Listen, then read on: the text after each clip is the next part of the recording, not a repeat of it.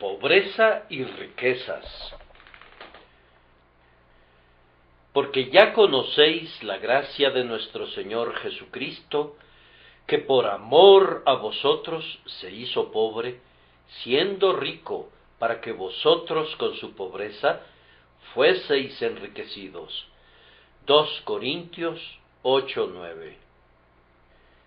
Estoy muy extenuado esta noche, ya que he tenido que hacer un supremo esfuerzo casi ininterrumpidamente, día tras día, para dirigirme a grandes auditorios.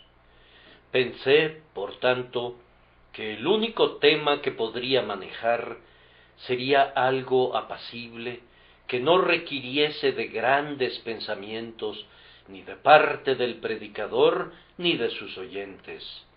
Necesito darme un baño y descansar mientras les hablo a ustedes, y por ventura no les dañe a ustedes tampoco, pues no dudo de que se cansen a menudo con las preocupaciones cotidianas. Así que no vamos a considerar ningún problema difícil, ni ninguna doctrina misteriosa en estos momentos. Antes bien, sólo hablaremos de cosas que conocemos. El texto comienza así: porque ya conocéis la gracia de nuestro Señor Jesucristo. Ustedes conocen eso, pues lo creen. No guardan ninguna duda de que hubo una maravillosa gracia en el corazón del Señor Jesucristo. La gracia es un atributo del Padre y del Hijo y del Espíritu Santo. Y ustedes saben que hubo infinita gracia, favor y compasión en el corazón del Señor Jesucristo. Y fue eso, y no los méritos de ustedes, lo que le indujo a abandonar las prerrogativas reales del cielo y soportar los sufrimientos y las aflicciones de nuestra condición moral. Ya conocéis la gracia de nuestro Señor Jesucristo. Ustedes conocen también esta gracia porque han aprendido a percibir su resultado. No sólo la conocen como una semilla, sino que conocen las benditas flores que han brotado de ella, porque, en su gracia, Él se hizo pobre para que ustedes fuesen enriquecidos, y al tomar de esas riquezas que Él ha conseguido para ustedes, no sólo han bebido de su amarga copa, sino que han bebido del vino adobado de sus granadas, de tal manera que ahora conocen la gracia de nuestro Señor Jesucristo por su fruto y su resultado. Yo pienso que el apóstol quiso decir aquí que conocemos también la gracia de nuestro Señor Jesucristo por medio de lo que Él ha hecho por nosotros. Podríamos haber sabido, en realidad, que Jesús era misericordioso, pero no habríamos podido verlo ni conocerlo en la práctica si Él, habiendo sido rico, no se hubiese hecho pobre para que nosotros, con su pobreza, fuésemos enriquecidos. La manera en que el apóstol muestra esa verdad es justamente así. El apóstol estaba exhortando a los cristianos corintios a la liberalidad. Ellos constituían una comunidad mucho más rica que la iglesia de Filipos, pero Pablo les dice que las iglesias de Macedonia, de su pobreza, habían sido a menudo muy generosas con los pobres, y persuade a esos corintios que gozaban de mayor prosperidad a no verse superados por los filipenses. Después de que Pablo les hubo citado ese ejemplo, sintió que podía recurrir a un argumento mucho más sólido. Parecía decirles: ¿cómo he de conocer la gracia que poseen si no es por sus obras? ¿Cómo he de saber que tienen a Cristo en sus corazones si no es por lo que dan de gracia para ayudar a sus amigos más pobres? Luego proporciona este versículo como la prueba de que hemos de ver la gracia por los resultados que produce. Ya conocéis la gracia de nuestro Señor Jesucristo, que por amor a vosotros se hizo pobre siendo rico, para que vosotros con su pobreza fueseis enriquecidos. La misma ley que dice que la gracia interna debe ser manifestada por la acción externa, se aplica a Cristo y a nosotros. Si Él no se hubiera hecho pobre para hacernos ricos, ¿cómo habríamos conocido plenamente su gracia? Y si ustedes y yo no diéramos de nuestro dinero y de nuestros talentos a los pobres y a la causa de Cristo, ¿cómo sabríamos y cómo sabrían los demás que hay alguna gracia dentro de nuestros corazones? Amados, tal como lo he dicho antes, ustedes conocen la gracia de nuestro Señor Jesucristo, no solamente porque han oído de ella, sino porque la han visto, porque han gustado y han experimentado la gracia de nuestro Señor Jesucristo. Su esperanza del cielo descansa en esa gracia, y su consuelo cotidiano descansa allí. Si Cristo no fuera misericordioso, ustedes estarían sin la gracia. Si no conocieran su gracia, con toda seguridad no tendrían ninguna gracia propia, pues es de Él, como de una fuente que fluye perennemente, de quien todas las corrientes de gracia les vienen a ustedes.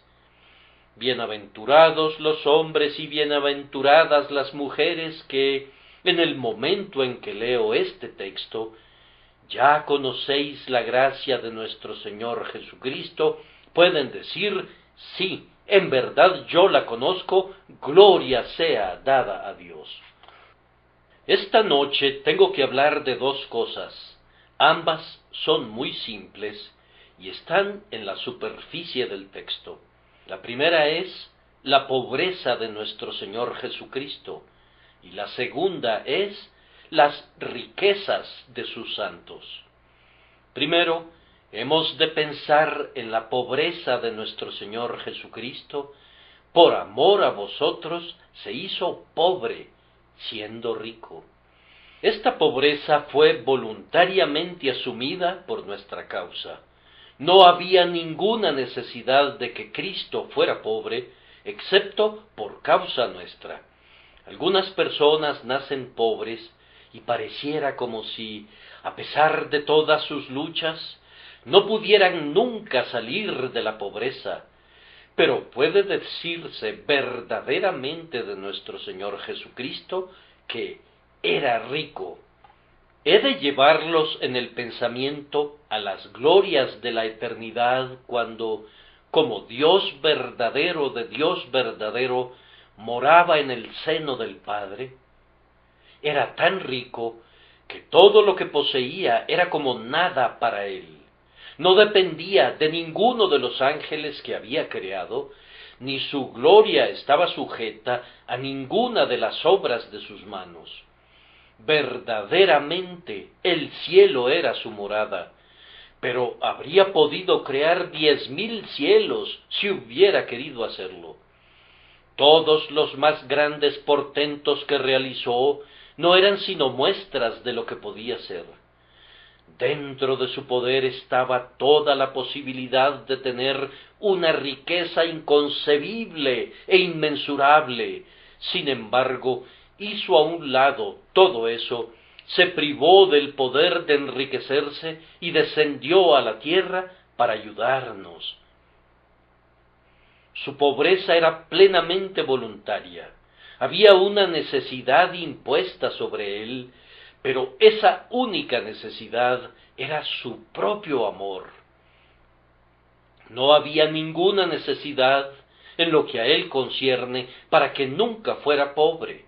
La única necesidad era que nosotros estábamos necesitados, y él nos amó de tal manera que quiso rescatarnos de la pobreza y hacernos eternamente ricos. La pobreza de nuestro Señor fue también muy enfática. Yo creo que es muy cierto que nadie sabe tanto lo que significa ser pobre como la persona que fue rica una vez. Quien conoce verdaderamente la mendicidad es el emperador caído que tiene que mendigar. Quien sabe verdaderamente en qué consiste la pobreza es el hombre que una vez poseyó abundantes acres y que al final tiene que rentar un alojamiento en un desván. Así sucedió con el Salvador. Él era enfáticamente rico. No se puede comprimir dentro de la palabra rico todo lo que Jesús fue. Se siente que rico es una palabra muy pobre, aunque sea rica, para describir su condición celestial. Él era enfáticamente rico, y así, cuando descendió a la pobreza, fue una pobreza con un énfasis puesto en ella, ya que el contraste era muy grande. La diferencia entre el hombre más rico y el más pobre no es nada simplemente comparada con la diferencia entre Cristo en la gloria de su deidad y Cristo en su humillación, pues el abatimiento fue inmensurable. No podrían describir sus riquezas y no podrían describir su pobreza. Ustedes no han tenido nunca la menor idea de cuán alto estaba como Dios, y no podrían imaginar nunca cuán bajo se abatió cuando clamó: Dios mío, ¿por qué me has desamparado? Su pobreza, entonces, fue asumida voluntariamente y fue enfatizada por el contraste con las riquezas que antes poseía. Ahora tratemos de examinar algunos de los detalles de esta pobreza. Primero, esta pobreza de Cristo fue vista en su condición. Ser hombre constituía para él una gran pobreza. La condición humana es una pobre cosa cuando se la compara con la deidad. Cuán estrecho espacio llena el hombre, pero Dios es infinito. Cuán poco puede hacer el hombre, sin embargo, Dios es omnipotente. Cuán poco, en verdad, sabe el hombre, pero Dios es omnisciente. Cuán confinado está el hombre a un solo lugar, pero Dios es omnipresente. Yo no digo que Jesús cesó nunca de ser Dios, pero nosotros recordamos en verdad que se hizo hombre, y al hacerse hombre, se volvió pobre en comparación con su condición como Dios. Pero entonces, como hombre, fue también un hombre pobre. Él podría haber nacido en salones de mármol, blandir el cetro del imperio universal y recibir desde su nacimiento el homenaje de toda la humanidad. Pero, en vez de eso, ustedes lo saben, fue conocido como el hijo del carpintero. Su madre fue sólo una humilde doncella judía, y su lugar de nacimiento fue un establo, una pobre posada para el príncipe de los reyes de la tierra.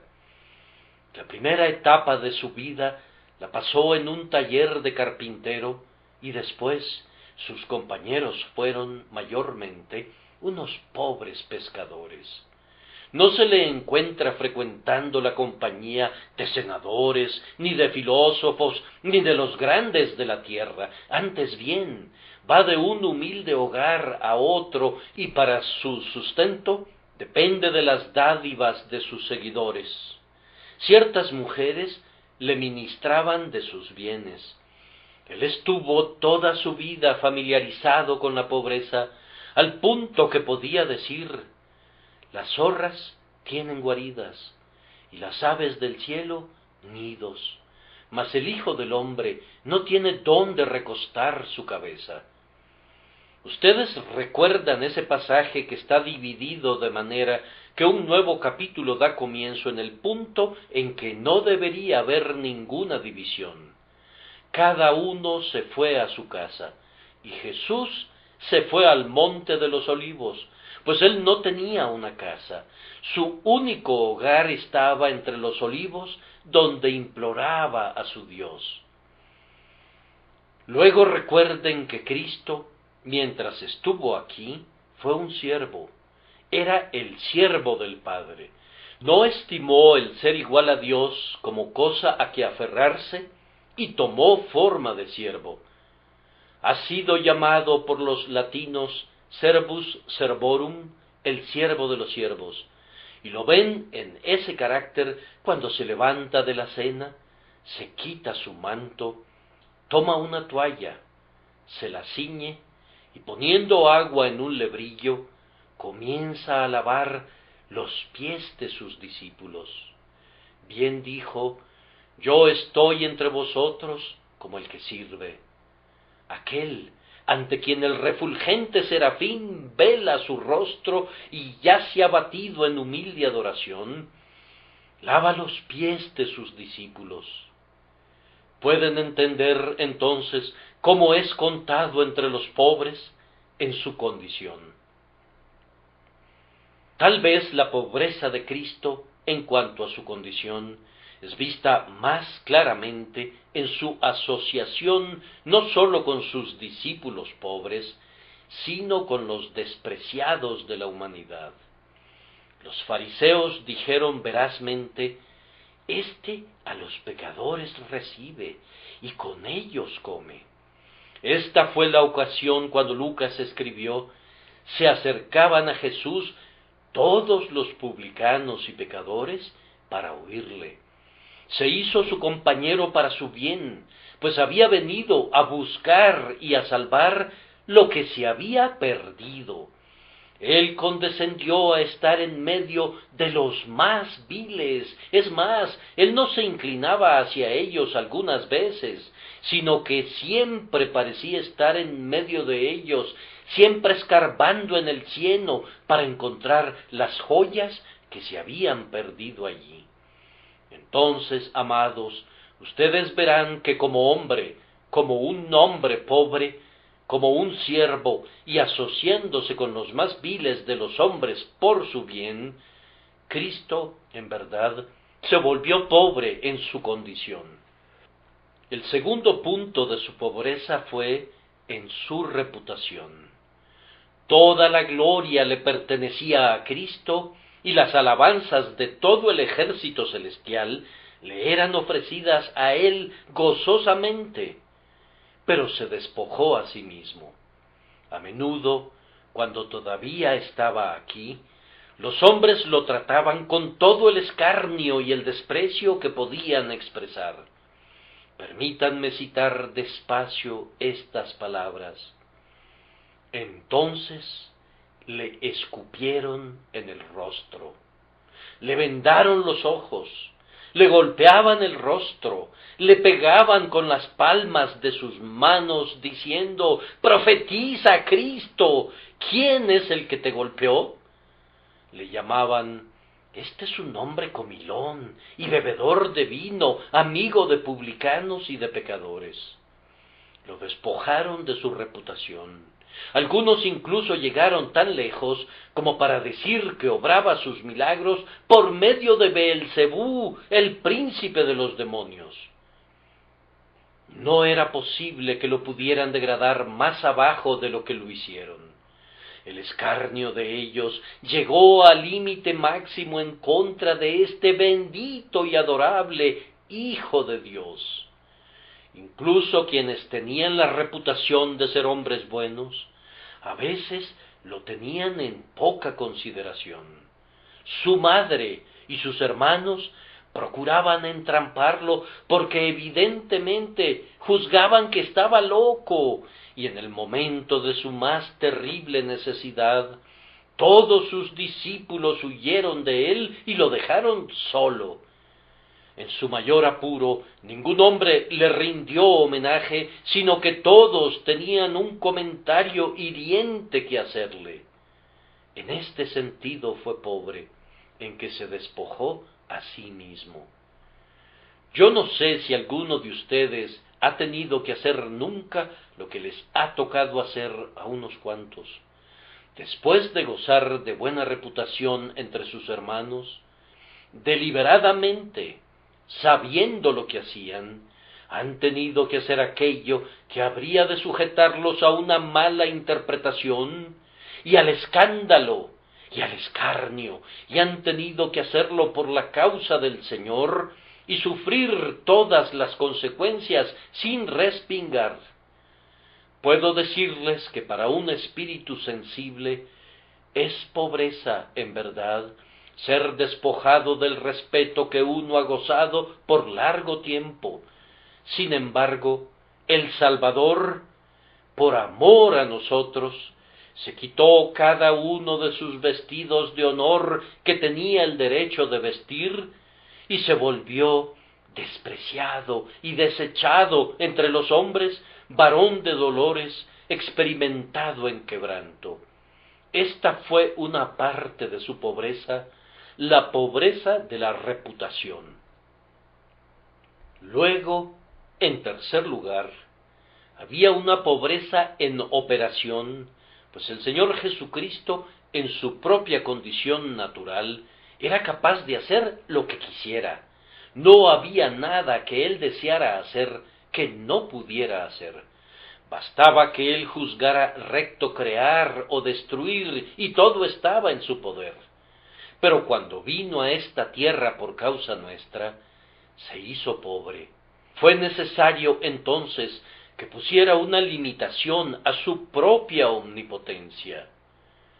Tiene hambre, pero es una tentación del maligno la que le sugiere que debería convertir las piedras en pan.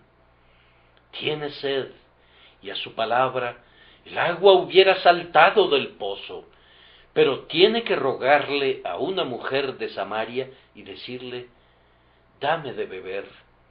Él nunca obra un milagro en su propio beneficio. Se hace tan pobre en cuanto a sus operaciones, tan incapaz de ayudarse como el más incapaz entre nosotros. Y esto lo hace, fíjense, por una continua determinación de su voluntad, que permanecería siendo pobre porque así lo había determinado. Con un solo deseo, él habría podido convocar legiones de ángeles para que vinieran del cielo en su auxilio. ¿Cómo podría yo admirar suficientemente esta voluntaria pobreza de operación? Nuestro Señor Jesucristo quiso restringirse a perder y a sufrir incluso la muerte, cuando naturalmente poseía el poder de librarse de todas esas pruebas. El siguiente tipo de pobreza que veo en Cristo es en la comunión. Aunque un hombre fuera muy pobre, si pudiera asociarse siempre con personas de educación y de refinamiento, suponiendo que fuera un hombre de esa clase, la pobreza para él sería algo sin importancia. Nosotros cultivamos, decían los estudiantes de Edimburgo, nosotros cultivamos la literatura con un poco de cereal de avena, y nadie parece compadecerlos, nadie necesita compadecerse de ellos. Están muy dispuestos a tomar cereal de avena si pueden tener la literatura. Si se asocian con hombres pensantes y hombres de posición, tienen un festín de la razón y un desfogue del alma, y están contentos con un poco de cereal de avena, si ese fuera el costo que tienen que pagar. Pero nuestro Salvador nunca convivió con alguien que pudiera ser llamado su igual, ni por un instante. Él no aprendió de nadie. Había un discípulo a quien Jesús amaba. Todos sabemos por qué amaba a Juan, porque era el más cercano a su maestro. Pero ¿qué diferencia de altura había entre Jesús y Juan? Cuando un hombre crece por encima de sus semejantes, Eso le conduce a sentir una terrible soledad. Tú podrías ambicionar esa posición, jovencito, y anhelar alcanzar el pico más elevado del monte, pero hace frío allá arriba, y hay desolación y soledad. Yo creo que cuando eres igual a tus semejantes, disfrutas de un gozo mucho mayor y puedes asociarte con ellos como tal. Pero en cuanto a nuestro Señor y Maestro, siempre parece estar sobre el pináculo del templo o en la cumbre de la montaña. Yo sé que en su condescendencia Él nunca está allí. Se inclina hacia la gente, pero aún así es una inclinación, e inclinarse, ustedes lo saben, es una acción que provoca dolor en la espalda. Quiero decir que tener que inclinarse siempre y no tener a nadie que sea tu camarada y tu socio, es una acción que aflige al corazón. Jesús se privó de la compañía más selecta que podría haber gozado, tomada del senado de los cielos, de las asambleas de los perfectos, de la multitud de ángeles. Los seres celestiales pueden ir y venir casualmente con encomiendas de lo alto, pero Jesús vino aquí principalmente para asociarse con los pecadores, para que su mente perfecta estuviera en contacto constante con los ignorantes, y para que su espíritu instruido, culto y santo fuera vejado por seres frívolos y volubles en quienes no se puede confiar. ¡Qué pobreza debe de haber sentido el fiel, el justo, el veraz y sabio Salvador, cuando sus discípulos no podían entenderle, y cuando, conforme develaba algunas de las más profundas verdades que había venido a revelar, muchos de sus discípulos volvieron atrás y ya no andaban con él? Fue una mayor pobreza aún cuando, en el huerto, levantándose de la agonía y del sudor sangriento, encontró durmiendo a los 3 discípulos que le eran más cercanos, y les dijo: ¿así que no habéis podido velar conmigo 1 hora? Entonces se encontraba en las profundidades de la pobreza en cuanto a la comunión de su espíritu. Pienso que todavía no hemos alcanzado las más hondas profundidades de la pobreza del Salvador, mientras no lleguemos al hecho de que cargó con el pecado. Un hombre puede ser muy pobre en cuanto a bienes materiales, y puede ser capaz de soportarlo. Pudiera haber asumido las deudas de otro, las cuales podrían abrumarlo seriamente. Sin embargo, la carga no puede quebrantarlo. Pero cuando pierde su carácter sin ninguna culpa propia y sólo porque desea liberar a otro, y cuando tiene que entrar en contacto con el pecado de otro y no puede evitar entrar en contacto con él, si su mente es pura e inocente, eso es una terrible pobreza para él. Hermanos, el mayor milagro del que me he enterado es que el Cordero de Dios cargara con el pecado de los hombres, y que cargara con el pecado de tal manera que lo quitara, porque, recuerden, no había en Cristo ninguna mancha de pecado de ningún tipo. No había ninguna inclinación al pecado en él. Y sin embargo, oigan estas inspiradas palabras: al que no conoció pecado, por nosotros lo hizo pecado. Por supuesto que el Salvador no podía ser pecador nunca, y no usaremos ninguna palabra que pudiera sugerir siquiera un pensamiento así. Repudiaríamos con indignación tal idea. Empero, Él ocupó en verdad el lugar del pecador.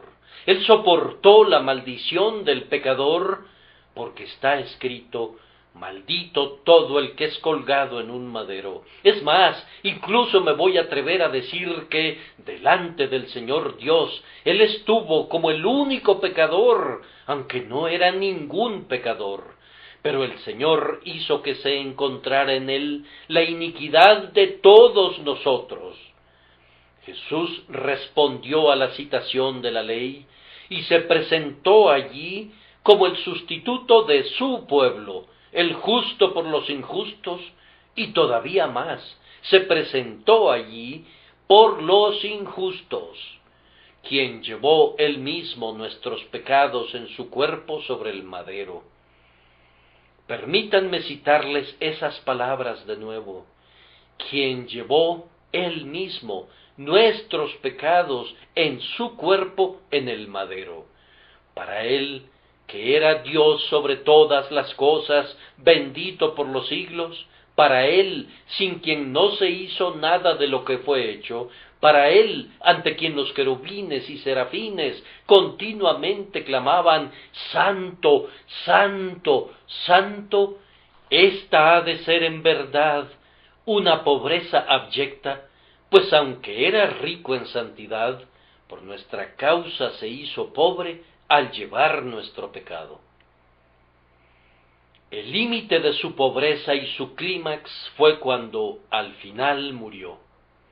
Tal vez nunca hemos comprendido la maravilla que es que Él, el único que tiene inmortalidad, haya muerto en realidad.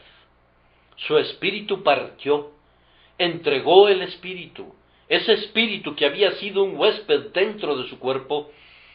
Él entregó ese huésped, y su cuerpo se quedó sin huésped, como una casa vacía. ¿Qué espectáculo es ese? ¿No me sorprende que grandes pintores hayan tratado de pintarlo? El descenso de la cruz, la envoltura de su cuerpo magullado en un lienzo de lino blanco cubierto de especias preciosas. ¿Puede ser este realmente el Hijo de Dios, el Redentor de los hombres? Lo envuelven en una sábana y los hombres y las mujeres santos en realidad lo llevan a un sepulcro. Sí, y a una tumba prestada, pues así como había yacido en una cuna prestada, ahora duerme en un sepulcro prestado. Lo colocan allí, pues está muerto. Sus ojos están firmemente cerrados, igual que los de cualquier otro muerto, y sus manos están igual de frías e inmóviles, pues la muerte de Cristo no fue una muerte imaginaria. El Señor de la vida y de la gloria murió en realidad, y allí, en el sepulcro de José, fue enterrado, y de allí se levantó al tercer día.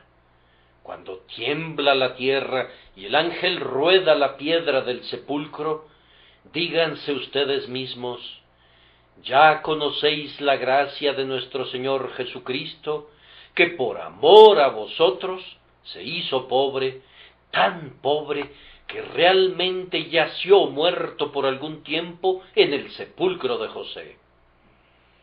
Aquí dejo este primer punto. Que Dios, el Espíritu Santo, nos ayude a entender la pobreza de nuestro Señor Jesucristo. Pero ahora, queridos amigos, muy rápidamente, pero aún así, confío que concienzudamente, quisiera mostrarles las riquezas de los creyentes. Esas riquezas son exactamente paralelas a la pobreza de Cristo. Nuestro Señor Jesucristo no vino al mundo para hacerse pobre en relación al dinero, para que ustedes y yo pudiéramos volvernos ricos con una riqueza mundana, pues muchos de los mejores elementos de su pueblo son tan pobres como la pobreza misma en lo concerniente a este despreciable metal. Antes bien, así como Él vino para soportar la verdadera pobreza, también vino para darnos verdaderas riquezas. He presentado ante su atención una pobreza que no radicaba tanto en la escasez de sus vestidos o en la austeridad de su comida como en otros asuntos. Entonces, las riquezas que Cristo proporciona no radican en que nos vistamos con escarlata y lino fino y en comer suntuosamente cada día, sino que son similares en carácter a los distintivos de la pobreza de nuestro Señor. Primero, entonces, Él hizo a su pueblo rico en condición. Hermanos y hermanas, somos siervos como Cristo lo fue, pero lo que era un abatimiento para Él es una elevación para nosotros. Para nosotros no hay mayor honor que ser llamados siervos del Señor Jesucristo y servir a los siervos de Dios, ser servus servorum, siervo de siervos, es un privilegio que cualquiera de nosotros ambicionaría. Lavar los pies de los discípulos es ahora un honor para nosotros y sentimos que así es. Si al siervo se le permite ser como su Señor, eso es una gran exaltación para él. Por la pobreza de Cristo, nosotros somos hechos ricos en nuestra condición, de tal manera que hoy somos hijos de Dios. Hoy tenemos acceso al propiciatorio. Hoy Él oye atentamente la voz de un hombre. Hoy Jesús nos ha hecho reyes y sacerdotes para Dios y reinaremos por los siglos de los siglos.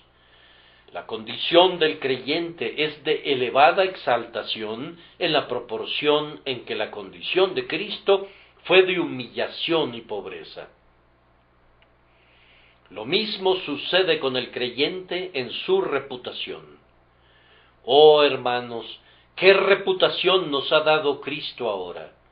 Él nos ha dado la reputación que Él desechó, pues ahora somos justos en su justicia. Somos agradables con el encanto que Él pone en nosotros. Tenemos un nombre y un lugar mejores que el de hijos e hijas. Ahora no estamos considerados dentro de los culpables, sino entre los piadosos. No somos contados entre los rebeldes extranjeros, sino entre los hijos obedientes. Oh, bendito sea el nombre de Jesús, porque nos ha revestido de honor cuando se vistió de vergüenza. Lo mismo sucede, es cierto, en cuanto a nuestra operación. Yo les mostré cómo Cristo estrechó y limitó voluntariamente su poder. Pero miren cómo ha ampliado nuestro poder. Hay un texto que con frecuencia miro y admiro. Jesús dijo: el que en mí cree, las obras que yo hago, él las hará también, y aún mayores hará, porque yo voy al Padre. Él hace que tengamos un poder casi ilimitado. No somos nada excepto unos pobres hombres débiles, y sin embargo, cuán maravillosamente usa Dios a los hombres. ¿No han notado nunca en las epístolas de Pablo cómo representa al ministro de Cristo como siendo tanto un padre como una madre para un alma recién nacida? Al escribir a Filemón le dice: te ruego por mi hijo Onésimo, a quien engendré en mis prisiones. Y a los Gálatas les escribe: hijitos míos, por quienes vuelvo a sufrir dolores de parto hasta que Cristo sea formado en vosotros. ¿Acaso no es algo muy maravilloso que sean llamados colaboradores de Dios, es decir, nuestra debilidad colaborando lado a lado con la omnipotencia misma? Hermanos y hermanas míos, tal vez ustedes no sepan cuán grandemente Cristo los ha enriquecido. ¿Han comprobado alguna vez cuán ricos los ha hecho en el poder de la oración? Abre tu boca y yo la llenaré. Si permanecéis en mí y mis palabras permanecen en vosotros, pedid todo lo que queréis y os será hecho. Nosotros no usamos lo suficiente el grandioso nombre de Cristo, pero si lo hiciéramos, obraríamos milagros. Quiero decir, no en el mundo material, sino que los milagros espirituales estarían a nuestra entera disposición. Por su pobreza de operación, nuestro grandioso Señor Jesús nos ha enriquecido con un portentoso poder de gracia. Dije también que se había hecho pobre en comunión, y les mostré cuán estrecho era el círculo de hombres con quienes él se asociaba. Pero nos ha enriquecido portentosamente en comunión, de tal manera que hemos ido a la congregación de los primogénitos que están inscritos en los cielos. He aquí, él nos ha dado tal comunión consigo mismo, que afirma de nosotros, los que creemos, ese es mi hermano, y hermana, y madre. Nosotros tenemos comunión con Dios también. Nuestra comunión verdaderamente es con el Padre y con su Hijo Jesucristo. ¡Qué riquezas nos ha dado aquí! A continuación, ustedes recordarán, hablé acerca del hecho de que Cristo cargó con el pecado y dije que es un terrible ejemplo de su pobreza. Pero por su sustitución tenemos aceptación con Dios. Vean cuán ricos nos ha hecho, pues somos aceptos en el amado, justificados pues por la fe, tenemos paz para con Dios. Este es un pasaje maravilloso en la profecía de Jeremías. Este será su nombre con el cual le llamarán Jehová, justicia nuestra. ¿Cómo la iglesia misma es llamada Jehová, justicia nuestra? Sí, ella toma el nombre del esposo. La iglesia tiene el propio título de Cristo conferido a ella. Cristo se hizo pobre en verdad cuando estuvo en nuestro lugar, pero nos ha fijado en un lugar amplio y rico, dándonos completa aceptación con el Padre por medio de su justicia.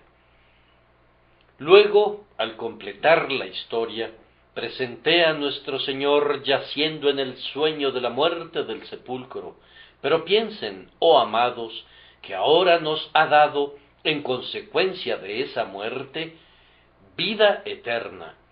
Sus propias palabras son, el que cree en mí tiene vida eterna.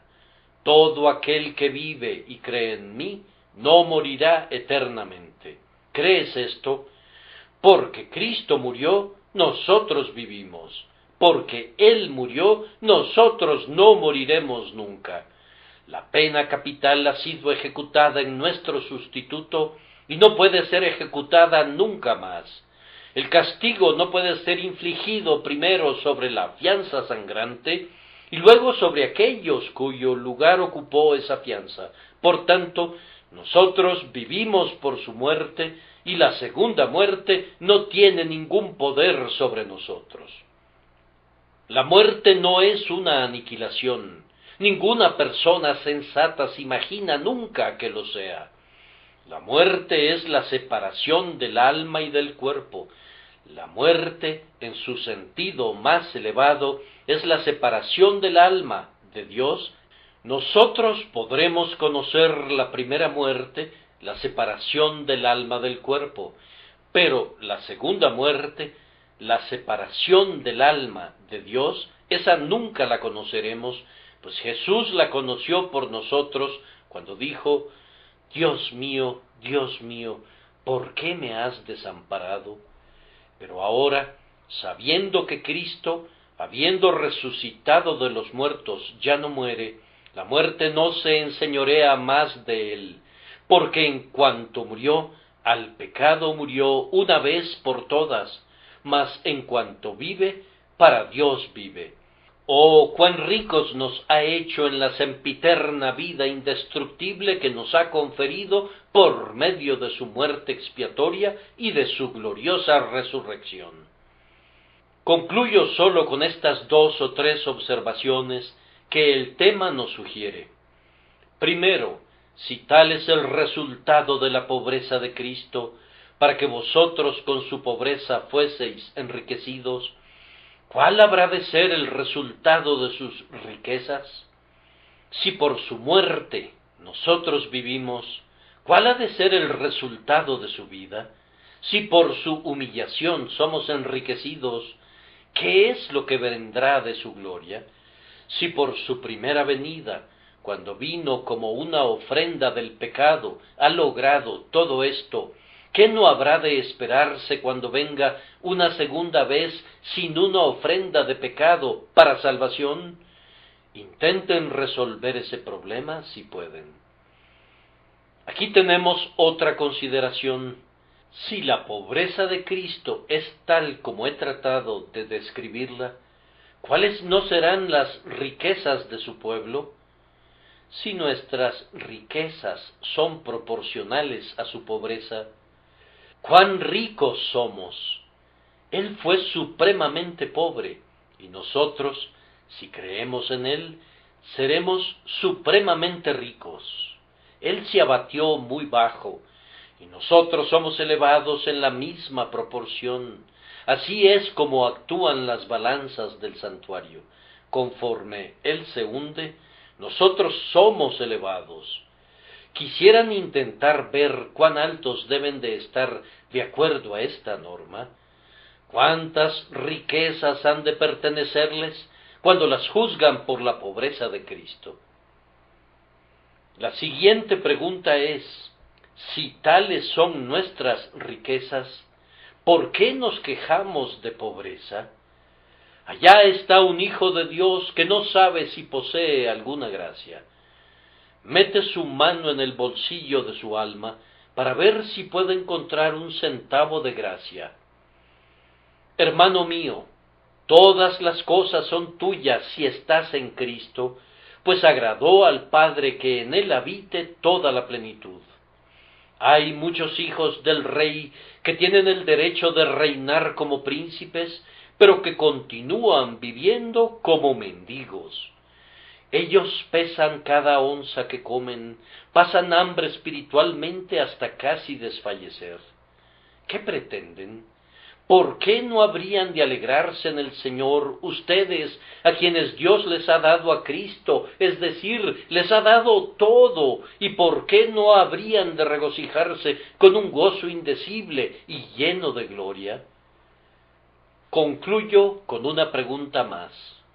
Si tal fue su pobreza, ¿por qué no habríamos de estar también dispuestos nosotros a ser pobres para su gloria? Si Él quiso hacer de lado su honor, ¿por qué no deberíamos hacer de lado el nuestro? Si Él renunció a su tranquilidad, ¿por qué no renunciamos a la nuestra? Si Él estaba dispuesto a ser un siervo, ¿por qué no habríamos de ser siervos? Si Él se despojó a sí mismo, ¿por qué no habríamos de hacer lo mismo?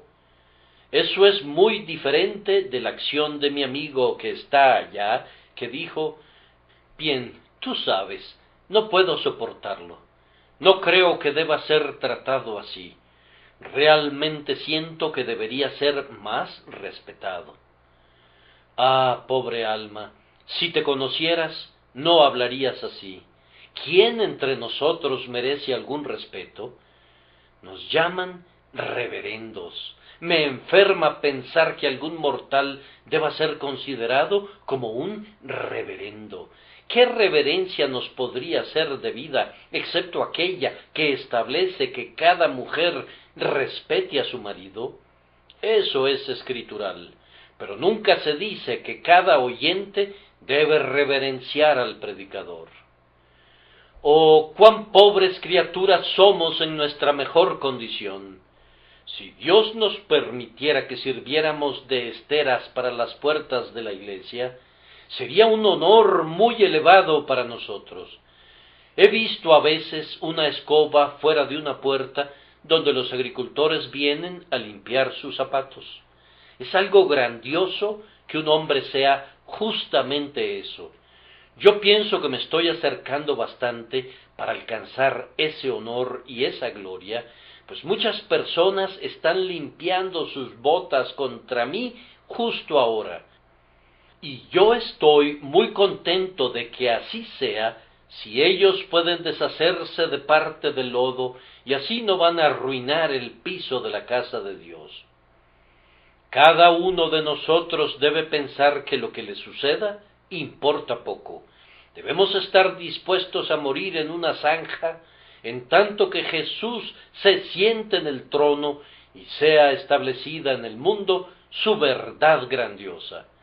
Conocéis la gracia de nuestro Señor Jesucristo, que por amor a vosotros se hizo pobre. Vayan e imítenlo, y estén dispuestos a no ser nada en absoluto, en tanto que Él sea todo en todo. Que Dios los bendiga. Amén.